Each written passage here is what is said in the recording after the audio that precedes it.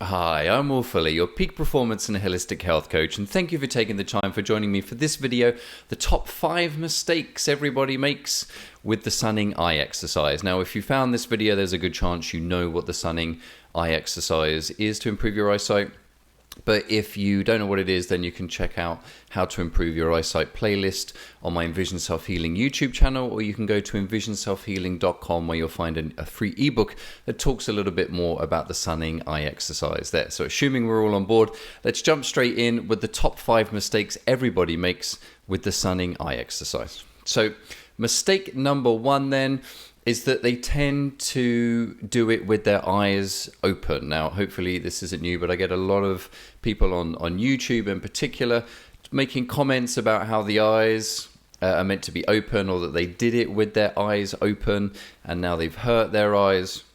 So at no point in any of my education with Dr. Mir Schneider or researching and learning Bates' book have I ever really heard anyone talk about having your eyes open with the sunning eye exercise. So for me, the sun is too bright for you to be looking at with your bare eyes. You might also notice some kind of like an after image.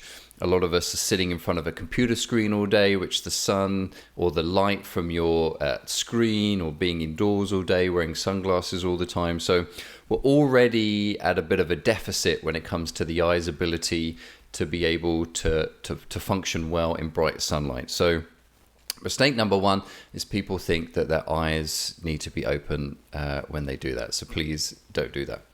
Step number 2, or mistake number 2 that most people make with the sunning eye exercise, is that they do it in a time of day when it's too hot. So again, think about sitting in front of a screen all the time. Things like inflammation is pretty common here. If you think about something like macular degeneration, where it's a buildup of waste in the back of the eye, you could imagine that the lymphatic system is probably having a difficult time there in flushing things out of the system. So we don't want to put more pressure on a system that is already under pressure. And if you're staring at screens all day, you've got things like eye strain, or your eyes feel fatigued, then going out in the sun during the peak of the heat, then obviously that's going to feel kind of overwhelming. Also, the fact that the body itself might be feeling too hot. Now, yes, this is going to depend where you live. When I used to live in the Middle East and it was 40, 50 centigrade outside, and I'm on a rooftop in the middle of the day, I'm just melting. Whereas maybe I'm more in northern Canada during the winter time, then obviously the sun isn't going to be as hot. So you're going to need to take this season by season and apply it to where you are and what is too hot for you. But a lot of the time I recommend that my clients do sunning either earlier in the morning. It doesn't have to be early morning. I know some traditions, sunrise and sunset, and that's beautiful. That's almost like a meditative state at that point when you're doing that. So that's great. I'm not discouraging that. But let's just think about avoiding peak heat or peak sun, whatever that is for you. Now, if it's something that you cannot avoid, it's your lunch break, that's the only time you get to do sunning, then you need to take responsible steps for that. Make sure that you're kind of cool beforehand. I know a lot of clients might mention that they put a cold towel over their eyes afterwards, or you can just go into, if you don't have the luxury of that, you can go into the bathroom and just kind of splash some cold water over your face, just to kind of cool things down. You might also be going back into an air-conditioned office, so it's not as bad. But ultimately, we want to think about not overstraining the system. I feel the same is true also for your skin and wanting to avoid getting sunburn as well. So we want to take these factors into account, especially if it's coming into the middle of the summer and the sun is really starting to peak there. Then we don't want to just follow these eye exercises without questioning them or without having our own insight into how we're doing them. So figure out what is the best time for you, what feels best for you to do your sunning eye exercise, and then see if you can play with your schedule a little bit to make sure you can fit that in. All right, mistake number 3 then. Mistake number 3 is that people put too much pressure in their neck when they do the sunning eye exercise. So most of you will know when we do the sunning, you look up towards the sun and then you're turning your head from side to side. Now this kind of doubles up a little bit with mistake number 2 there, which is midday, because if the sun is in midday, then more often than not, we need to be looking up towards the top of the sky. More so if it's in the summertime, of course, it's going to be different, seasonal as well. But if we're up like this, then you can see I'm putting a lot of pressure in here in my neck, and we're compressing in there through the cervical spine. And then you could also be causing some tension in through the side of the muscles there on your neck as well. So we definitely don't want you doing that. So one way to be thinking about doing it differently is when I do my posture coaching. Again, you can check out Envision Self-Healing YouTube channel for more posture videos.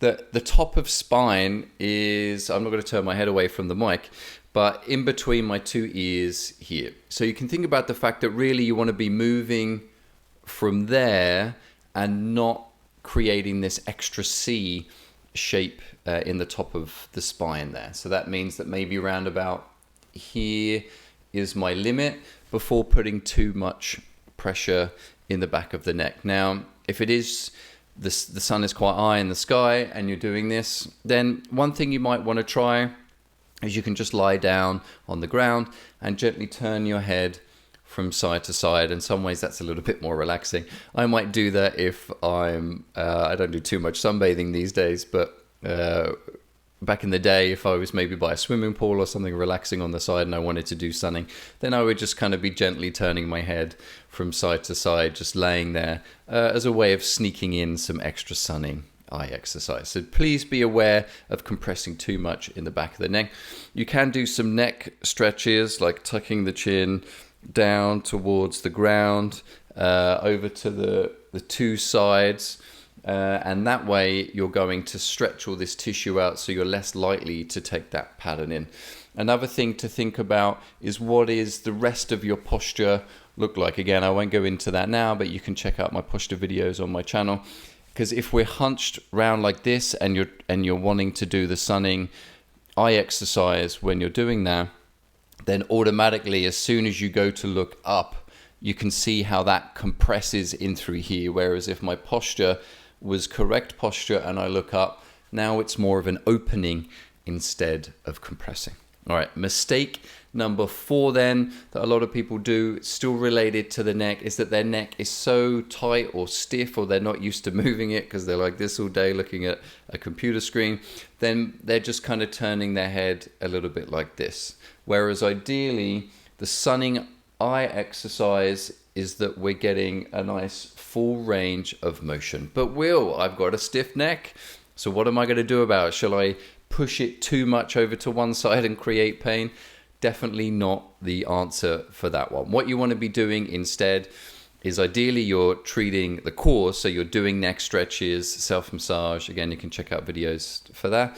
But if that's not working, then you can use your upper body to twist to the side as well, so that your head is moving all the way over to one side and all the way over to the other side. So that way you're still kind of getting that sun away from the sun, sun away from the sun. So the idea with the sunning exercise is that we're getting that motion in there as well. But also hopefully you can see, because we're meant to be nourishing the retina, we want good blood flow. We want good energy going up to the eyes when we're doing that. And if we're in this compressed state where the sun's too hot and our eyes are open, if we're making all these mistakes, then yeah, the sunning eye exercise is going to be uncomfortable. So we want to make sure that you're getting the most out of this eye exercise, especially as the eye exercises themselves aren't challenging. It's creating the time to actually do them and then be fully engaged while you're doing that. So that's why the coaching component is so valuable. All right.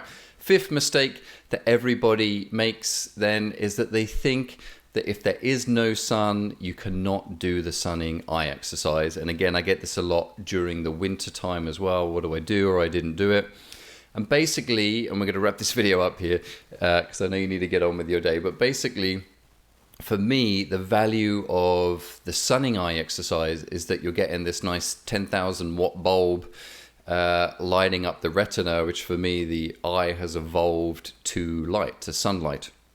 So I like the idea of us getting nourishing sunlight, and a lot of people, it's their favorite eye exercise because they feel that, they can really feel that going on at the back of the eye. And again, that's why your eye needs to be closed and not open, so it's nourishing and not damaging. And when you've got your eyes closed, there's no UV light that can pass through the eyelid, so you don't have to worry about that damage as long as your eyes are closed. So you're getting that nourishing feeling and sensation, and you're also adapting your eyes to light and dark. One of Mia Schneider's principles of natural vision improvement is the ability to be able to adapt to light environment and dark environment without putting too much pressure on the visual system, or skillfully be able to move between the two of them. So one thing you can do if there's no sun is you can do the skying eye exercise. And again, you can find a better explanation of that on the Envision Self-Healing YouTube channel.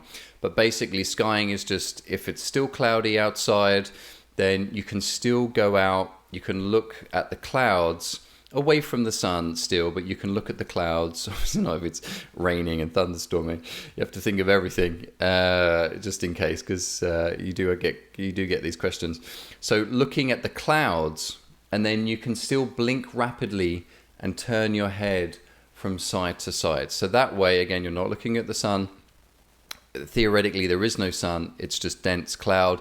But at least you're getting that natural light coming to the eyes. And when we're indoors all day, we're not getting that natural light that the eyes need. And there's even some studies now suggesting that not getting any sunlight is one of the leading reasons why we're seeing such a high jump in myopia cases in children. So there's a lot more to this, but I just wanted to address these top 5 mistakes that you might be making. So just erase them. Feel free to ask any questions below and I'll get back to you. And again, if you have any questions about any other eye exercises, please let me know and I'll see what I can do to get a video made for them. So if you want to join a like-minded community that has a little bit more information about stuff like this, then you can check out the Clearer Better Living Facebook group. Please like and subscribe here, and I look forward to seeing you in the next video. All the best with your eye exercise program.